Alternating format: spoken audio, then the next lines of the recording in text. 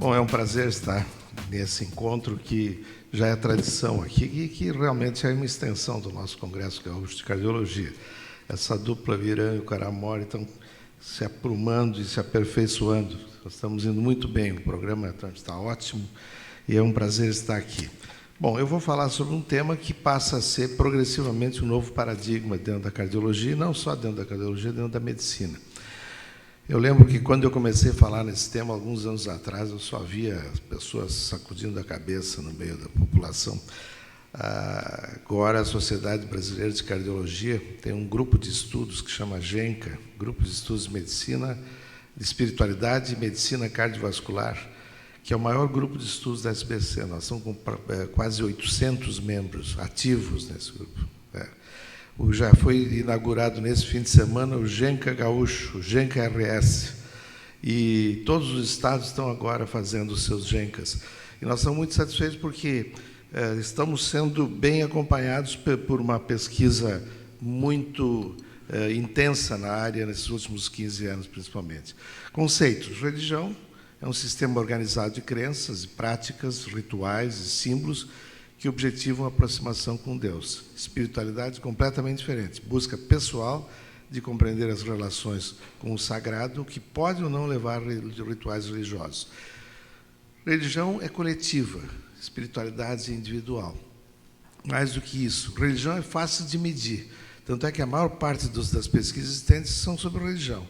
Espiritualidade é muito mais difícil de se conseguir medir. Bom, eu vou mostrar 4 estudos, que são os estudos iniciais, que mostram grandes populações e a forma como essas populações foram acompanhadas do ponto de vista religioso. Aqui, por exemplo, são 8.460 pacientes, e seguidos por 8 anos e meio. A conclusão do estudo foi que há risco menor de morte quem frequenta serviços religiosos mais do que uma vez por semana. E aí tem uma série de explicações, hábitos de saúde, a questão da inflamação, a questão do estilo de vida. Bom, existem outros estudos ainda maiores. Então, quem frequenta serviços religiosos mais de uma vez por semana tem menor risco de morte. Esse foi um dos primeiros estudos feitos pelo Dr. Koenig, que é um grande expert da área, foi quem veio a Porto Alegre começar a nossa linha de pesquisa na Santa Casa.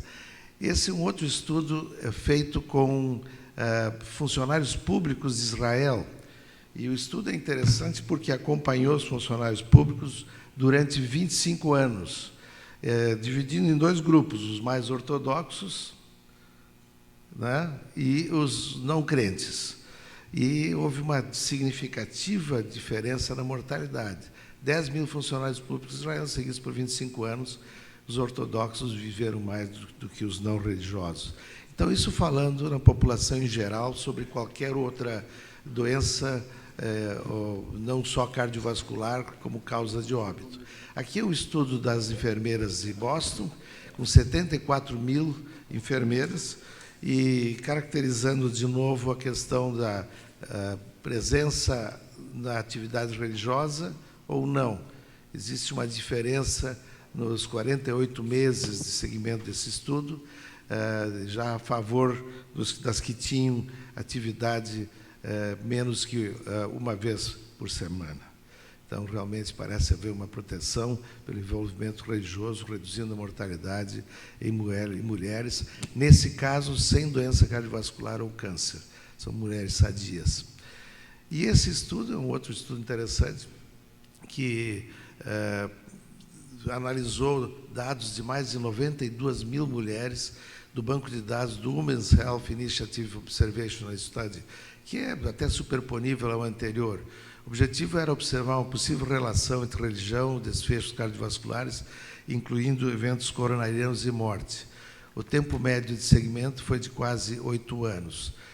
Ocorreu alto grau de envolvimento religioso, com menor mortalidade por qualquer causa. No entanto, não foi evidenciado o mesmo padrão para a morbimortalidade cardiovascular. Não apresentou diferenças, então, na mortalidade cardiovascular, mas reduziu a mortalidade global.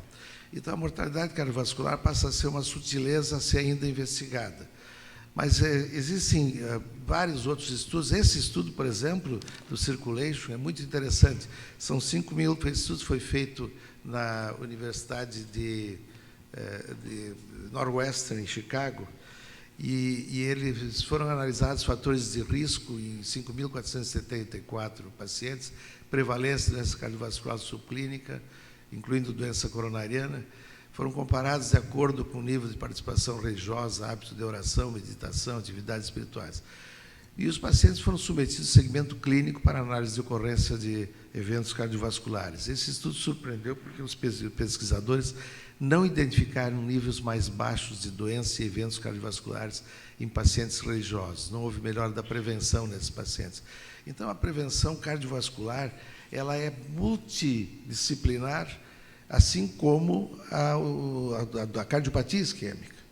Então, fica muito difícil conseguir identificar numa população dessas o benefício exclusivo da religiosidade sobre a doença cardiovascular e sobre a prevenção cardiovascular. Mas existem muitas outras evidências que eu vou passar a mostrar e que identificam outros fenômenos que nós temos que estudar mais. Por exemplo, aqui nesse estudo, 503 pacientes com doença arterial coronariana em recuperação pós-infarto. Sempre que se fala em infarto, aí já começa a haver coisas mais significativas. Concluíram os pesquisadores que o grau de espiritualidade mais baixo está relacionado com maior mortalidade cardiovascular pós-infarto. Então, quer dizer, falando-se de doença, fica mais fácil de identificar o fenômeno espiritualidade e religiosidade. Nesse caso aqui, por exemplo, eu vou ser um pouco mais rápido, porque eu senti que já estou usando bem o tempo. Pesquisadores verificaram nesse estudo a associação positiva entre religiosidade e espiritualidade com a recuperação dos pacientes, sugerindo a necessidade de oferta de suporte espiritual a fim de ampliar os resultados. Bom, então, a questão do perdão, por exemplo, o perdão interfere diretamente também na mortalidade, e nós estamos hoje estudando cada vez mais esses fenômenos paralelos, depressão, perdão, etc., como mecanismos de doença cardiovascular também. Esse estudo, por exemplo, mostra que altos níveis de espiritualidade foram associados significativamente com menores índices de depressão, de ansiedade e menos raiva. Ou seja, o sistema simpático, o neurovegetativo funciona melhor, existe um melhor controle autonômico desses pacientes. Aqui também, são 229 adultos de meia idade, analisadas variações de frequência cardíaca, parasimpático, período de pré-injeção, etc. De novo, pacientes com maior grau de espiritualidade possuem melhor controle de seu sistema autonômico. Isso termina interferindo, de alguma forma, na prevenção e também no risco da doença. Esse é um estudo clássico que mostrou o seguinte: pessoas com envolvimento religioso têm pressão arterial mais baixa. Existem vários estudos mostrando a relação da espiritualidade e religiosidade com diminuição da pressão arterial. Então, isso também é um fator que entra nesse contexto multifatorial e que é difícil de ser extraído como causa única de prevenção. Esse outro estudo é extremamente interessante porque mostra que frequência ao culto ou religiosidade intrínseca causa um maior bem-estar. Bem-estar significando assim, o sujeito tem um estilo de vida melhor e está mais feliz com o tipo de vida que leva. E depois outros. Esse estudo, por exemplo, tem já outra visão. Ele procura estudar a inflamação. Pessoas que frequentam culto religioso pelo menos uma vez por semana têm níveis sanguíneos baixos de interleucina 6, que é um marcador potente de inflamação, é um marcador que frequentemente está associado também no aumento desse marcador no infarto e no câncer. Começa a se chegar próximo à bioquímica da doença da alma, né? Agora, esses slides próximos são extremamente importantes, porque são uma revisão da literatura completa feita pelo Dr. Koenig. O Dr. Koenig procurou identificar cada um desses temas e quantos estudos existem e quantos estudos confirmam a ação da espiritualidade e da religiosidade.